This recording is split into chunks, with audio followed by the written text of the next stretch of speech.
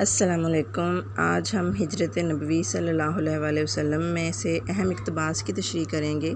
تشریح طلب عبارت کچھ یوں ہے: اس بنا پر جناب امیر حضرت علی رضی اللہ تعالیٰ عنہ کو بلا کر فرمایا، مجھ کو ہجرت کا حکم ہو چکا ہے، میں آج مدینے روانہ ہو جاؤں گا، تم میرے پلنگ پر میری چادر اوڑھ کر سو رہو، صبح کو سب کی امانتیں جا کر واپس دے آنا۔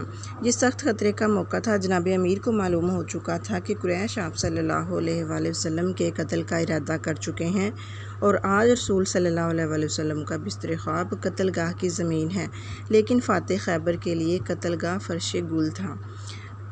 عبارت کے بعد آتے ہیں حوالہ متن کی طرف۔ اس میں سب سے پہلے آپ نے مضمون کا نام لکھنا ہے، اس کے بعد مصنف کا نام لکھنا ہے، آپ چاہیں تو صنف اور ماخذ بھی لکھ سکتے ہیں۔ مضمون کا نام ہجرت نبوی صلی اللہ علیہ وآلہ وسلم، مصنف کا نام ہے مولانا شبلی نعمانی۔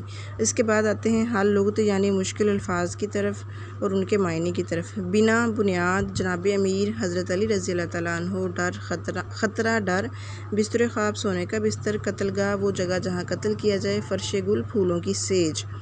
یہ مشکل الفاظ کے معنی جو ہیں ان کے اوپر یہ بھی لکھا ہوتا ہے کہ خط کشیدہ الفاظ کے معنی لکھیں یا حل لغت لکھیں، ان کا ایک ہی مطلب ہوتا ہے۔ اس کے بعد آتے ہیں سیاق و سباق کی طرف۔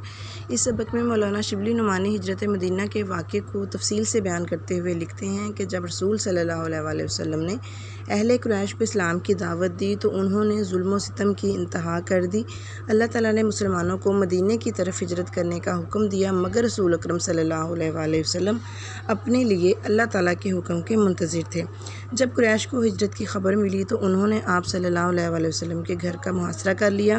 جب رات زیادہ گزر گئی تو اللہ تعالیٰ نے انہیں بے خبر کر دیا۔ آپ صلی اللہ علیہ وآلہ وسلم اطمینان سے گزر گئے۔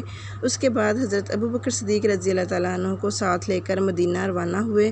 حضور اکرم صلی اللہ علیہ وآلہ وسلم کی تشریف آوری کی خبر مدینے پہنچ چکی تھی اور وہ بڑی بے چینی سے آپ کا انتظار کر رہے تھے۔ جب ایک یہودی نے آپ کی آمد کی اطلاع دی تو سارا شہر تکبیر کے نعروں سے گونج اٹھا۔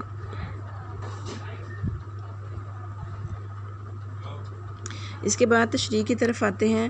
اس اقتباس میں ہجرت کی رات کا واقعہ بیان کیا گیا ہے۔ مولانا شبلی نعمانی لکھتے ہیں کہ ایک طرف قریش کو حضور اکرم صلی اللہ علیہ وآلہ وسلم سے اس قدر دشمنی تھی کہ وہ آپ صلی اللہ علیہ وآلہ وسلم کو قتل کرنے کے منصوبے بنا رہے تھے، لیکن دوسری طرف انہیں رسول پاک کی ایمانداری پر اتنا بھروسہ تھا کہ وہ اپنی امانتیں آپ کے پاس رکھتے تھے۔ ہجرت کی رات بھی حضور پاک صلی اللہ علیہ وآلہ وسلم کے پاس لوگوں کی بہت سی امانتیں جمع تھی۔ حضور اکرم صلی اللہ علیہ وآلہ وسلم کو قریش کے ناپاک ارادے کی پہلے ہی خبر ہو چکی تھی، چنانچہ آپ نے حضرت علی رضی اللہ تعالیٰ عنہ کو بلا کر فرمایا کہ مجھے اللہ تعالیٰ نے ہجرت کا حکم دے دیا ہے، میں آج مدینے روانہ ہو جاؤں گا، آپ میرے بستر پر میری چادر اوڑھ کر سو جائیں تاکہ کفار کو میرے چلے جانے کا شک نہ پڑے، صبح یہ سب امانتیں ان کے اصل مالکوں کو واپس کر دینا۔